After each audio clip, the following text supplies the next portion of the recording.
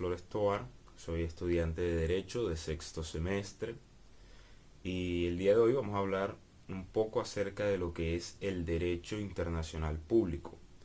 El derecho internacional público son todos los instrumentos que se encargan de proteger los derechos y la integridad de la población civil, es decir, de las personas. El derecho internacional público tiene tres ramas. La primera de ellas es el derecho internacional de los derechos humanos. Resulta que existe un derecho que regula las reglas, las guerras. Este es el derecho internacional humanitario.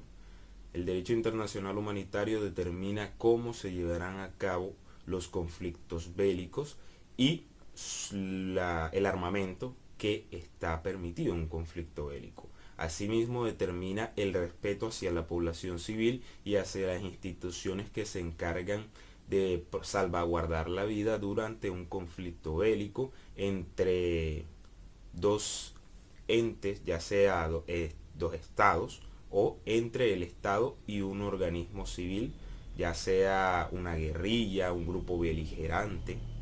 Entonces estos institutos que se encargan de salvaguardar tanto a la población civil como a los soldados de cualquier bando podrían ser bien la Cruz Roja en Colombia o el Diamante de Sangre en Europa o incluso la Media Luna Roja en Turquía y en los países arábigos. Luego, la segunda rama del derecho internacional público viene siendo la, el derecho penal internacional. Resulta que el derecho penal internacional se ha creado para sancionar todas aquellas actuaciones punibles dentro del derecho penal, pero de forma internacional. Es decir, con el derecho penal internacional se crean instrumentos como el Estatuto de Roma y se crean organismos como la Corte Penal Internacional que se encargan de sancionar a individuos que han cometido delitos graves, delitos de lesa humanidad. Asimismo, la tercera y tal vez la más interesante de todas las ramas del derecho internacional público es el derecho internacional de los derechos humanos. El derecho internacional de los derechos humanos agrupa todos los instrumentos en materia de protección de derechos humanos que existen a nivel mundial. Es por eso que el derecho internacional de los derechos humanos se divide en dos partes. Do, es, en, sí, en dos partes. Una parte universal, que viene siendo todos esos instrumentos que ratifican los estados a nivel de la ONU para comprometerse a que salvaguardarán los derechos humanos de las personas. Y luego está el sistema de protección regional, es decir, el sistema de protección de derechos humanos que tiene cada continente. En América Latina tenemos el sistema interamericano de protección de los derechos humanos. En Europa se tiene el sistema europeo de protección de los derechos humanos.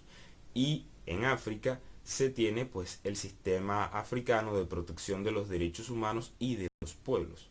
Asimismo, cada sistema regional tiene un instrumento que consagra todos los derechos humanos que se van a proteger que se van a amparar y que se van a proteger dentro de ese continente. Por ejemplo, en Latinoamérica pues tenemos la Convención Americana sobre Derechos Humanos, que en su artículo 1 habla del deber de los estados de proteger y garantizar los derechos humanos, y asimismo en su artículo 4, por ejemplo, habla acerca del derecho a la vida y demás derechos. Por eso, si observamos las constituciones de los estados como por ejemplo Chile, México, Colombia, Venezuela, podremos encontrar ciertas similitudes en sus derechos fundamentales, es decir, que amparan como derecho fundamental los mismos derechos, toda vez que estos han reconocido la Convención Americana sobre Derechos Humanos.